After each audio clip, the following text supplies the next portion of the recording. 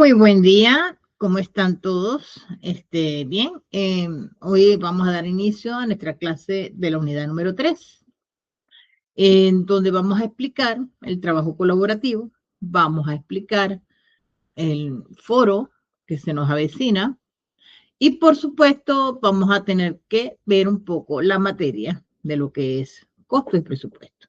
Comenzamos entonces con la introducción de la unidad número 3.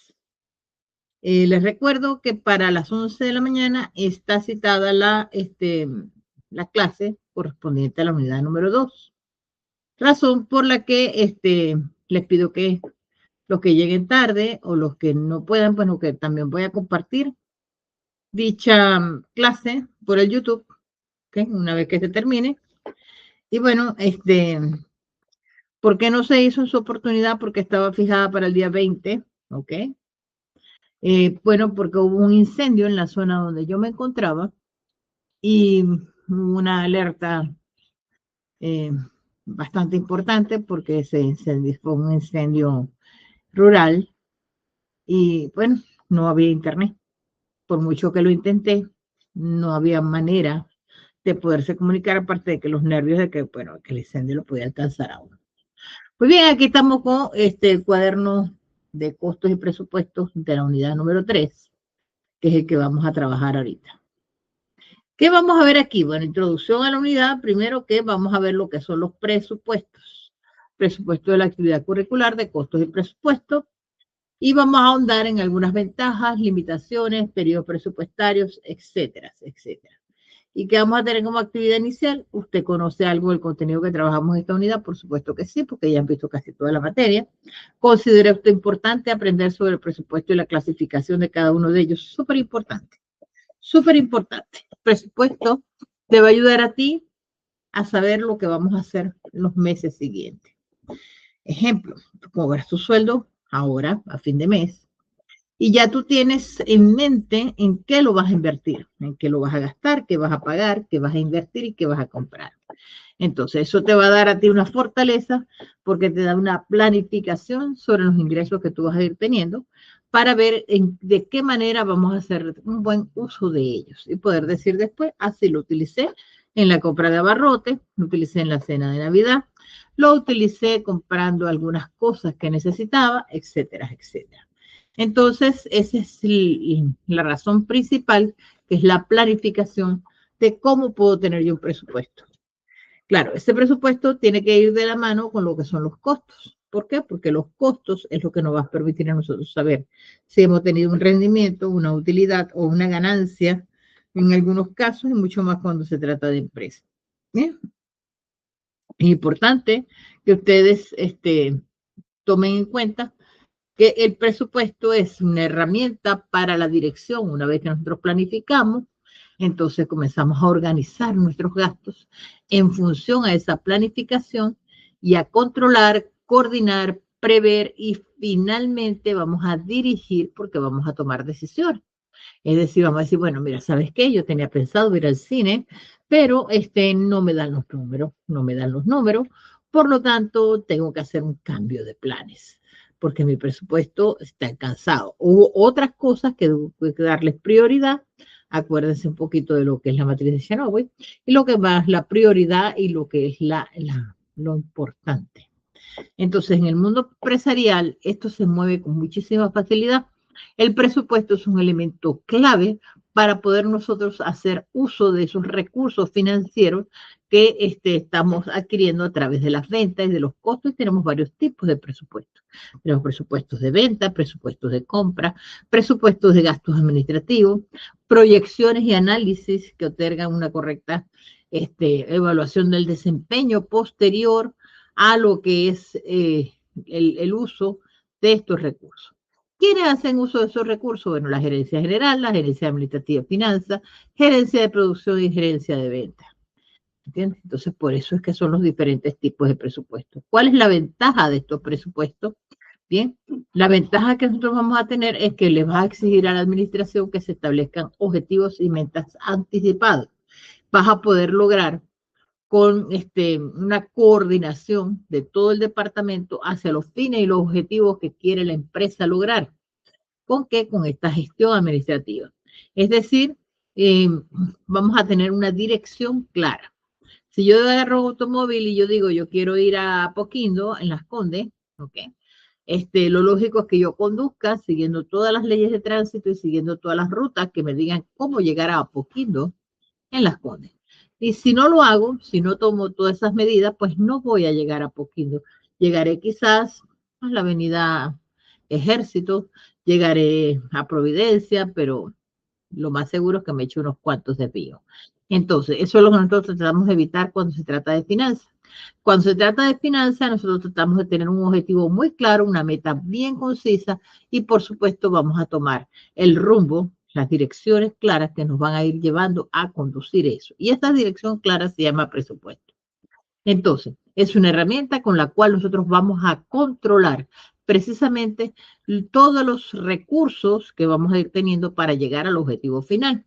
Pero por supuesto, tenemos que conservar una flexibilidad. ¿Eh? O sea, no puede ser tan inflexible, porque igual que con la conducción, se te presenta un taco, se te presenta una calle cerrada, pues tú tienes que ser flexible y agarrar otras vías que te van a desviar momentáneamente, pero al final vas a volver a la misma vía principal. Entonces, simplemente vas a evadir el obstáculo. Entonces, cuando nosotros estamos hablando de presupuesto, también tenemos que hablar de que tiene que ser flexible porque hay momentos donde nosotros tenemos que evadir obstáculos que se nos van a presentar y con los cuales puede ser que se ponga en riesgo la obtención de la satisfacción de obtener el beneficio del objetivo que tenemos planteado. Entonces, la idea es flexibilizar, es que nosotros nos desviamos, pero lo volvemos a tomar el camino. Entonces, esto también nos va a ayudar a garantizar una coordinación entre las distintas unidades, porque el objetivo general de la empresa es uno solo, vender, vender, mantener más ingresos. Ok, ¿cómo lo vamos a lograr? Bueno, ahí están los objetivos específicos de que cada uno de ellos, pues yo tengo que recortar los costos, tú tienes que ocuparte de unas ventas masivas, de predecir la demanda, el otro tiene que ocupar y así, de mantener un buen clima organizacional. Entonces, todos tenemos que tener nuestros objetivos específicos que van a conducir al objetivo general, que es vender, que es producir más, a excepción de cuando son empresas de sin fines de lucro, que su objetivo final es la satisfacción del cliente externo. Entonces, establecer la existencia de una estructura organizacional específica, como vimos antes, un organigrama, de acuerdo con los objetivos planteados. Promover la distribución eficiente de estos recursos de la empresa a través de los presupuestos. Ahora, los presupuestos tienen límites. Son estimaciones futuras. No tiene que ser una medición exacta.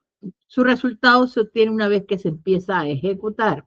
Y esto tiene que ser flexible porque debemos irlos canalizando a medida que va pasando el tiempo, ¿ok? Con la finalidad de ir apoyando, pues, a la administración en sí.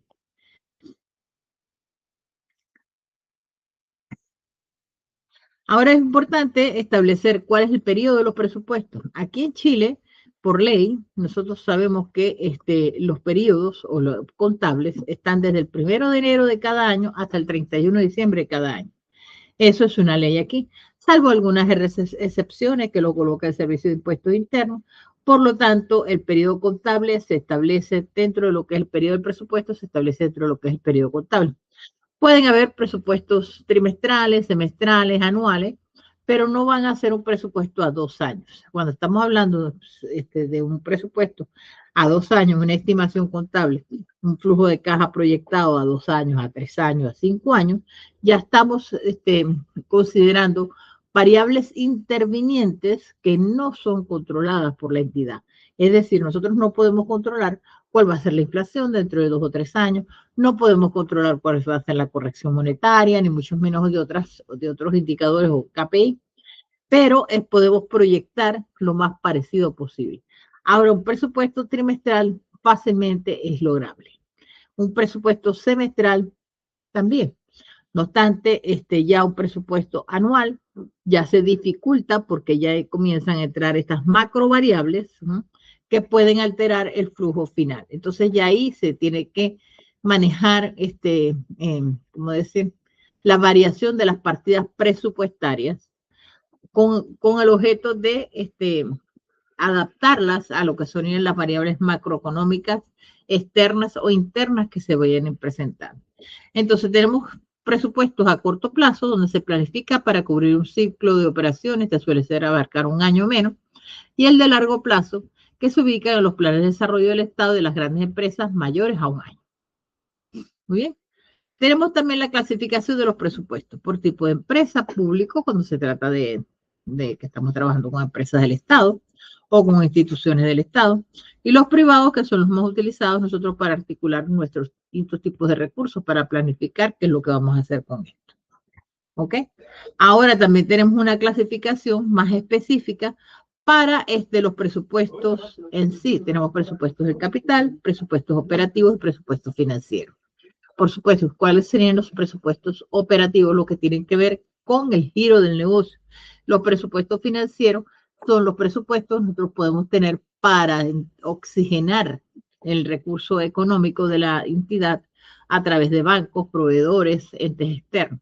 Cuando hablamos de presupuestos periódicos, porque estamos dentro del periodo contable, como ya lo acabamos de explicar, presupuestos flexibles, que precisamente sabemos que como se escapa a la sensibilidad que puede tenerse durante el periodo contable, ¿m?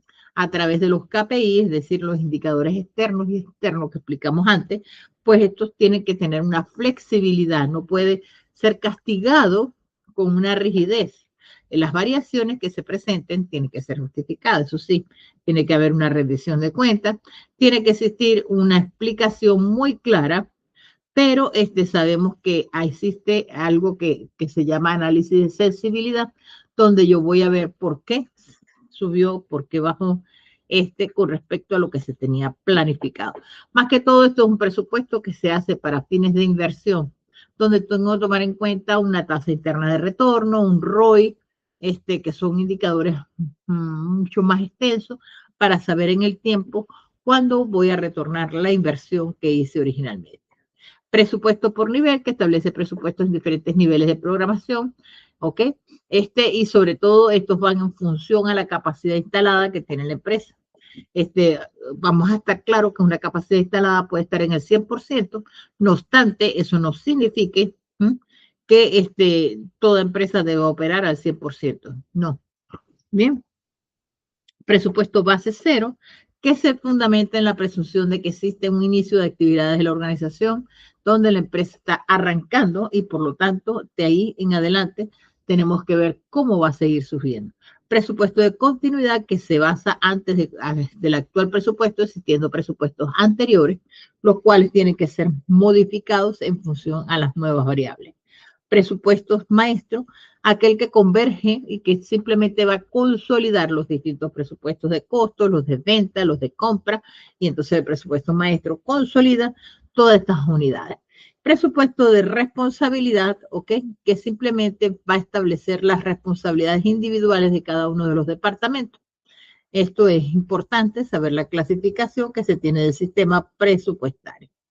Entonces, yéndonos un poco más a lo que sería el objetivo, como bien les decimos, en el objetivo del presupuesto tenemos entonces estimar un periodo específico de resultado de la empresa, instaurar modelos y metas, establecer a los responsables en la ejecución y planificación futura y orientar futuras decisiones y acciones a la realización periódica de la evaluación. Entonces, siempre va a ser, el presupuesto va a ser una herramienta de control, indistintamente de los objetivos que se tengan planteados, todos van a ser para controlar. O sea, esto es lo que yo estimo tener de gasto futuro, de ingreso futuro. Vamos a ver qué fue lo que llegó, qué fue lo que tengo. Ahora vamos a buscar el porqué de las variaciones, si hubo una mala estimación. Cada día considerando mejorar esas estimaciones para hacer una buena evaluación del desempeño. Bien, aquí tenemos lo que es funciones del sistema presupuestario, donde tenemos las entradas al flujo del dinero, el proceso por el cual se está generando una salida y esto viene una retroalimentación que consiste en comparar los datos y analizarlos para que estos puedan realizar una mejor planificación futura en los próximos presupuestos. Ok, las etapas para la aplicación del control presupuestario tenemos que hay que establecer estándares de rendimiento con base a un cálculo financiero de la experiencia.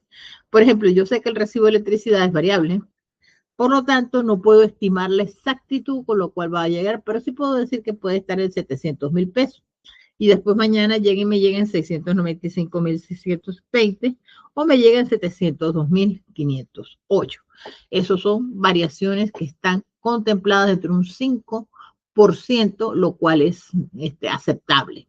¿Entiendes? Entonces son presupuestos aceptables. Pero claro, hay que justificar la diferencia y esta diferencia que puede ser un déficit o un sobrante, simplemente hay que irla llevando para tener un control en los futuros casos.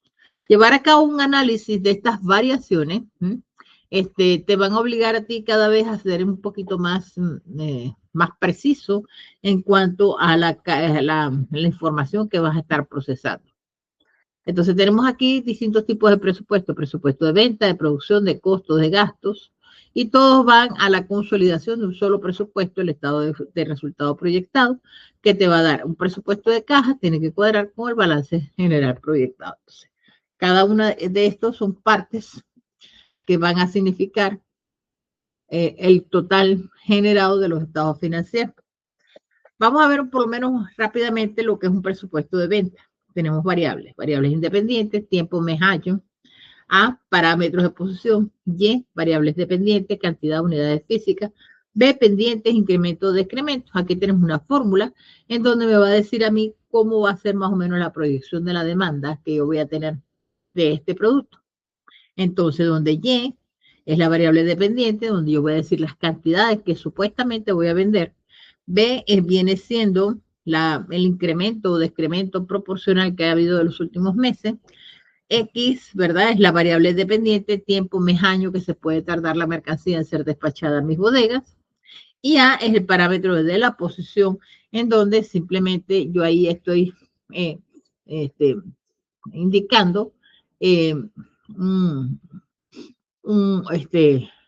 una proyección de la demanda futura y en base a eso pues voy a establecer mi presupuesto de venta. También está otro método que es el método de los mínimos cuadrados, que es uno de los más importantes, la aproximación de las funciones. En este método de los mínimos cuadrados, como pueden ver, tenemos una muy parecida a la fórmula, ¿ok? A la que tenemos acá, a la que tenemos de los... Pero en esta, que esta va a ser M, ¿verdad? Va a ser la sumatoria de diferentes momentos en el año, lo cual va a ser una serie convergética y una serie geométrica, en donde va a ir incrementándose mes a mes según otras variables. Entonces, es un poco como más complicada, como de más cálculo. Fíjense que aquí estamos haciendo una ponencia de 2, X, Y, X en el año 2015. Entonces, ¿qué es lo importante aquí? No es calcularla. Yo no le estoy diciendo a ustedes que la calculen, les estoy pidiendo que la calculen. Lo importante es que ustedes sepan cómo funciona. Y bajo esta metodología debemos hallar el valor de los parámetros de la ecuación de esa recta que está arriba de los valores A y B. Pero, como bien dijimos, esto es una relación estadística, donde este es X por y X elevado a la 2. ¿Bien? Esto me va a dar una sumatoria y esto me va a dar que X igual a 3 y Y es igual a 1638, lo cual son un ejemplo de los métodos de los mínimos cuadrados que les dije antes. Bien, ¿qué ocurre con eso? Este presupuesto de venta valorizado, el cual ya es un poco más complejo, ¿ok? Y amerita unos cuantos cálculos al respecto. Se presenta algunas tendencias económicas que para mí, que yo soy la persona que voy a tomar la decisión de cuántas las cantidades que debo tener para el mes de enero en mis anaqueles o en mis almacenes o en mis bodegas, como depende del tipo de giro que voy a tener. La única forma de yo predecir esa demanda es que yo haga ciertos cálculos. Y esos cálculos están probados por esta serie de fórmulas que hemos estado viendo y me van a dar no digamos exactitud, pero sí vamos a hablar de un parámetro bastante cercano a lo que puede ser, porque no puedo decirle a mi cliente no hay. Cuando yo le digo a un cliente no hay, es una pérdida segura de ese cliente. Ese cliente se va a ir a otra tienda y esa otra tienda va a ver que a lo mejor hay mejores calidades o menores precios, va a haber quizás una mejor atención al público y va a ver que siempre hay y se va a quedar allá. Así de simple. Entonces, yo no puedo darme el lujo de decirle a mi cliente, no hay. Yo tengo que buscar tener siempre de manera anticipada, ¿no?, mis productos en bodegas, en anaqueles o en los patios, no sé, de fábricas, para que cuando el cliente venga, poderle satisfacer su necesidad de comprar el producto que me está pidiendo. Entonces, por eso que tengo que tener un presupuesto de venta. Cuando vamos entonces con el presupuesto de venta, nosotros vamos a tener un presupuesto de ingreso, porque si yo vendo voy a generar un ingreso, un flujo a caja.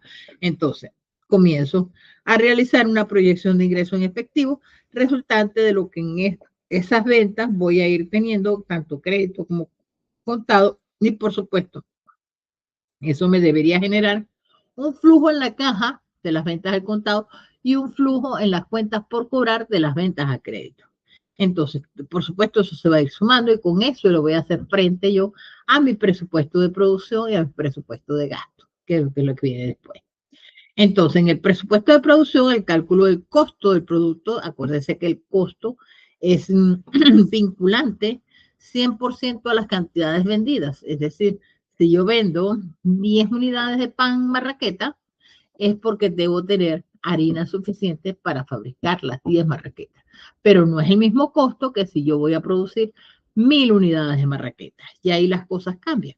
Entonces, es directamente proporcional, es decir, es vinculante 100% el cálculo del costo de producción a las cantidades que vendí. ¿Y dónde tengo yo las cantidades de venta? Aquí. Ya yo primero tengo que haber hecho esta estimación para luego irme con la estimación del costo de producción.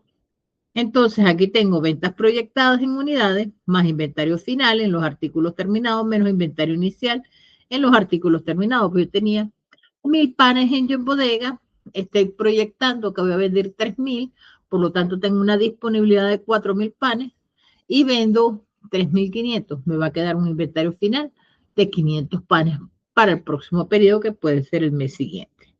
Claro, estamos hablando de panes como para que lo entienda. Por supuesto que un pan no va a estar un mes en aquel, eso estamos claritos.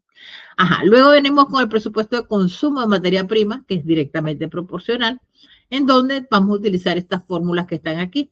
Presupuesto de compra de materia prima directa, donde tenemos también estas otras fórmulas que están de este lado, en donde voy a poder establecer un stock que se va a mantener dentro del estándar de los productos que yo debería tener. Entonces, esto obedece a toda una ciencia. No estamos hablando de que es algo improvisado, que es algo que mentalmente yo puedo determinar. Por supuesto que yo por experiencia te puedo decir, sí, es posible que los meses de octubre, noviembre y diciembre se vendan más de lo que se tenía previsto en los meses de enero a agosto. Pero eso te lo dice la experiencia más o menos, pero lo ideal es sacar un presupuesto de venta para tú determinar cuáles van a ser las cantidades que realmente se van a vender. Claro, ahí tienes que tomar en cuenta también el servicio postventa, las devoluciones, las fallas, las reparaciones, los descuentos y una serie de cuestiones que pueden ocurrir de manera externa en la empresa, como son variables mercadotécnicas en sí. Ok. Entonces, ese dinero que entra, que por eso se llama flujo del dinero, también va a salir, porque de ahí yo tengo que enfrentar los gastos y tengo que enfrentar los pagos que se me van a ir generando con la compra de productos para la venta. Entonces, claro, también tengo que hacer mis compras al contado, compras a crédito. Las compras a crédito me oxigenan un poquito el bolsillo porque me permiten trabajar con el dinero del proveedor. No obstante, también siempre tienen un costo implícito, es decir, una sobrecarga en el precio del producto. Entonces yo tengo que sacar la cuenta y decir, bueno, ¿cuánto implica el hecho de que yo compre a crédito un poquito más caro y me están dando una facilidad de pago? A que si yo lo pago al contado con un descuento bastante sustancial y ver la implicancia que eso puede llegar a tener a la hora de mis cálculos finales. Entonces, todo eso son cosas, nosotros tenemos que compensarlas en una balanza, ¿ok? Y ponerlas en una hoja de Excel. O para ver el escenario 1 sería este lado de la balanza, el escenario 2 este otro lado de la balanza y ver allí cómo se pudiera comportar los distintos escenarios que se pueda tener. Ahora nos vamos con lo que es la mano de obra. La mano de obra no tiene mucha variación que se pueda tener, que no sea producto de aumentos de los sueldos mínimos, que no sea producto de involucrar una nueva previsión social, un aumento de crédito por evaluación del desempeño, en fin, un cambio de personal. O sea, esas son las variaciones que puede tener. No obstante, ya no es tan proporcional a la producción. ¿Por qué? Porque si yo tengo una baja producción, yo no puedo despedir al personal. Yo tengo que tenerlo allí. Se produzcan 10 panes o se produzcan 1000 panes, voy a tener que tener el personal allí. ¿Entiendes? Porque no me lo permiten las leyes chilenas a estar removiendo personal aquí tipo de acuerdo a mi producción. Por supuesto, puedo invocar necesidades de la empresa cuando está baja, una serie de cuestiones, pero eso cuando ya sabemos que es permanente la baja, no cuando se trata de de una baja circunstancial o temporal. ¿Ok? Entonces también tenemos fórmulas de presupuesto de consumo de la mano de obra directa, según lo que estamos viendo en la pantalla. Hay también los consumos costos indirectos de fabricación, que son los CIF. Para mí no tienen nada indirecto, son directamente proporcionales, como es la depreciación, la amortización, algunos pagos de mano de obra indirecta que no son tan indirectas porque sí, no están involucradas directamente en la fabricación, pero son necesarias. Entonces, también tiene su fórmula allí. Eh, Cuando vamos entonces al costo de producción, tenemos entonces lo que es la mano de obra, la materia prima, los costos indirectos de fabricación. Eso me va a dar un costo de producción que después voy a presupuestarle su IVA, débito fiscal, menos el IVA de crédito fiscal, y me va a dar un IVA por pagar o por recuperar, que también es válido en las cuentas que voy a sacar, porque ya va a formar parte del gasto. O sea, si yo tengo que pagar el IVA, es un gasto. Si yo lo voy a recuperar, es una recuperación, una cuenta por cobrar. Entonces, el presupuesto de caja constituye el procedimiento de los flujos efectivos para que pueda mantener la liquidez suficiente en todo momento con la finalidad de que una empresa pueda responder a todos sus compromisos. Como profesora de costos que soy, he podido ver en el largo del trayecto de mi experiencia que cuando una empresa tiene problemas de caja, por lo general es vinculante a los problemas del costo. Es decir, los problemas de la caja están muy bien asociados a lo que son los problemas del costo. Y eso es importante que nosotros lo tengamos en cuenta. Ok, es un indicador. Aquí se explica un poco sobre lo que sería esto. Y a la final vamos a tener cálculos previos, lo que serían las ventas, los costos de venta y según cada uno de los trimestres.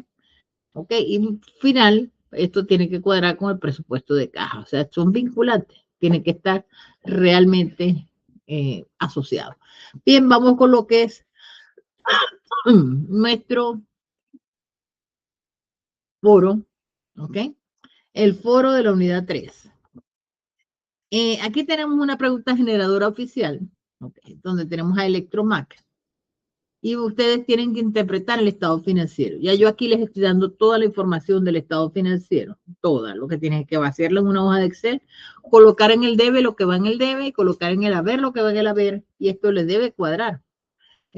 Recuerden que ustedes en el estado de situación, que es muy poquito aquí lo que tenemos, ok, van a hacer llegar las pequeñas diferencias que pueden existir en el estado de resultados para para que quede terminando cuadrando esto. Pregunta generadora. Interpretar la situación financiera de Electromac, calculando al menos 3 indicadores: liquidez corriente, endeudamiento y margen neto, y luego analizar si la empresa muestra solvencia, sustentabilidad para los próximos 12 meses. Finalmente, propone una acción gerencial basada en tu análisis: reducir pasivos, ajustar gastos o modificar precios. Bien, como pueden ver, yo aquí les estoy dando prácticamente el resumen. Activo corriente, activo no corriente, pasivo corriente, se las puse fácil, ¿entienden? Para que no me digan nada. Entonces, ahí la tienen, simplemente ustedes van a determinar y van a proponer, ¿ok? Van a proponer una acción gerencial basada en el análisis para reducir pasivos, ajustar gastos o modificar precios. Esto tiene que ser bajo una hoja de Excel. No, que yo no trabajo Excel, que yo no sea, no importa, haga su cuadernito, agarre un cuadernito, usted lo escribe con su puño y letra, me le saca una foto y me la envía a mi correo. ¿Por qué yo necesito ver los cálculos? Precisamente para ver si existe o no la interacción de inteligencia artificial. Lamentablemente, hoy en día, sabemos que la inteligencia artificial pues llegó para quedarse y es un tsunami con olas de 20 metros. ¿Mm? Y tú no lo vas a detener con una mano. Pero ya yo aprendí y la inteligencia artificial también aprendió. ¿Quién tiene que aprender ahora eres tú? Son ustedes los que tienen que aprender. Por lo tanto, la única garantía que yo tengo es que ustedes me entreguen a mí los cálculos para yo saber si hicieron o no hicieron el trabajo, porque está muy sencillo. ¿Ok? Y para ello me tienen que entregar mis cálculos en la hoja de Excel directamente a mi cuaderno. Esto tiene que cumplir con una rúbrica. ¿Ok? Eh, ¿Y qué tiene que tener en tu publicación? Las 3 indicadores solicitados: interpretación técnica apoyada por un concepto financiero, evaluación de la solvencia y sustentabilidad, y por supuesto citar de 2 a 3 conceptos del cuadernillo, conclusión y normas APA. Normas APA. Esto se va a evaluar en la rúbrica. Todo eso está en la rúbrica. La retroalimentación que ustedes le hagan mínimo a 2 compañeros, la intervención en 2 o más momentos, porque todos deciden intervenir en un solo momento todos juntos. Así no se puede, porque no le estás dando espacio a tus compañeros para poder hacer la retroalimentación. Por lo tanto, se premia eso, no se premia, o sea, se castiga. Pues. Mantén respeto y claridad, ¿ok? Si encuentras alguna diferencia, corrígela. Bien, vamos a hablar entonces del trabajo colaborativo. Hablemos que en el trabajo colaborativo tenemos esta rúbrica, ¿ok? Tenemos entonces como rúbrica principal, para yo evaluar con 4, 3, 2, 1. O sea, si no lo haces, tienes un punto. Si no lo cumples, tienes 2 puntos. Si cumples con reparos, tienes 3 y solamente obtienes 4 cuando eso esté perfecto. Entonces, ¿qué pasa? Tienen que hacer una introducción, tienen que plantear los objetivos de ese trabajo colaborativo, los conceptos, ¿ok? La conclusión, un lenguaje utilizado que sea claro, que sea conciso y profesional, una redacción clara y coherente y bajo normas APA, eh, y por supuesto establecer todos los lineamientos solicitados en el trabajo colaborativo y las preguntas que ahí se les hace. Entonces, ¿qué tenemos en el trabajo colaborativo? Instrucciones del trabajo colaborativo, una gestión de costos, presupuesto y análisis financiero. Aquí estamos haciendo más o menos una sumatoria de los 3 módulos. ¿Ok? Entonces, el trabajo colaborativo se desarrollará mediante el aprendizaje activo, análisis aplicado, resolución de problemáticas numéricas y discusión técnica de grupo. Los estudiantes deberán integrar conocimiento de las unidades 1, 2 y 3 mediante un trabajo en equipo, análisis cuantitativo y cualitativo, uso de normas APA, elaboración de conclusiones fundamentadas, comunicación escrita efectiva. Tanto para el costo, también se los estoy dando. Producción mensual real de 1.200 unidades. Material directo por unidad, acero, laminado, tornillería. Mano de obra 0,40 por cada unidad, tarifa de 6.000 horas, SIF, costo fijo de 2.800.000. Ok, sí variable, $900 por unidades producidas, es decir, es individual. Precio de venta, 21.900 por unidad. Oferta externa, fabricar versus comprar. Proveedor externo ofrece el mismo perfil a 19.000 por unidades. No les digo desde un principio qué es lo que están fabricando, pero al llegar aquí ustedes se dan cuenta que están perfiles de aluminio, porque aquí estamos hablando de acero laminado y de tornillería. Son perfiles de aluminio que son los que sirven para hacer las tabiquerías y cosas por el estilo. Bien. Usar los mismos valores unitarios definidos en el punto 1, pero aquí tenemos datos para finanzas, estado de situación financiera resumido, ¿ok? Y lo que ustedes deben hacer, calcular el costo primo, el costo de conversión, el costo unitario, hacer la hoja de costos del mes, elaborar el presupuesto de venta enero y marzo con sus estados de resultados proyectados del trimestre simplificado. No les voy a pedir que estén haciendo fórmulas muy complejas, simplemente que prevean más o menos el número de unidades que pueden vender y por supuesto en base a eso van a hacer el presupuesto de venta. Calcular los ratios siguientes: liquidez corriente, endeudamiento, margen bruto, margen neto, conclusiones finales. Indicadores, formar, bueno, ya nosotros sabemos que tienes que elaborar una introducción, objetivo general, dos objetivos específicos, desarrollar complemento de análisis numérico de la unidad 1 y 2 y 3, incorporar reflexión final y conclusión, incluir referencias, normas APAS, ¿ok? Referencias de bibliografía, revisar ortografía y coherencia, subir el archivo en formato PDF o Word en la plataforma Moodle directamente al Moodle, ¿ok? No enviar el trabajo colaborativo al correo de la docente, lo que van a enviar a mi correo es la hoja de Excel, ¿ok? Solo se acepta por correo la hoja de Excel con cálculo, la cual es indispensable y es necesaria porque es la única forma que yo sé cómo hicieron el trabajo. En caso de no conocer Excel, usted va a sacar las fotitos a sus cálculos que tienen en el cuaderno y me lo enviará al correo. No hacer uso de la inteligencia artificial para la resolución del caso, ya que va a ser detectado por software pago que yo poseo, más la revisión de trabajo mediante el Turnitin. Yo tengo ChatGPT pago y Gemini pago. Muy fácilmente detecto, ¿okay?, los plagios y detecto el uso de la inteligencia artificial. Por eso es que es necesario que ustedes envíen la hoja de Excel, porque es la única forma que me garantiza a mí que los cálculos los hicieron ustedes. La inteligencia artificial también hace cálculos, pero hay que saber cómo hacer para que ella los haga sin errores. Formato de trabajo: es relevante que su aprendizaje sean capaces de construir y co-construir aprendizaje a través de un comportamiento académico íntegro, sustentado en los valores institucionales de forma responsable y honesta, por lo cual se debe considerar el uso obligatorio del manual de citas, norma APA, al momento de responder el trabajo colaborativo. Formato: aquí estamos diciendo carta, tipo de letra, texto doble espacio, cada página debe ir numerada, sangría 1.27. Todas estas normas están ustedes, indicadores, ¿ok? Esto ya ustedes tienen sus grupos conformados y por supuesto deben ir formando el equipo de manera colaborativa.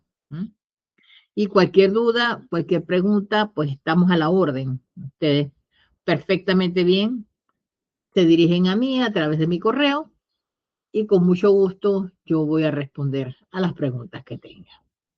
Bien, recuerden que a las 11 tenemos la clase de la unidad 2, así que, bueno, les agradezco mucho su atención. Yo lamento que no hayan asistido. Esta clase la voy a subir por YouTube y, bueno, también el personal administrativo de CFT5 se encargará de subirla también a todos. Bueno, muchas gracias entonces y nos estamos viendo.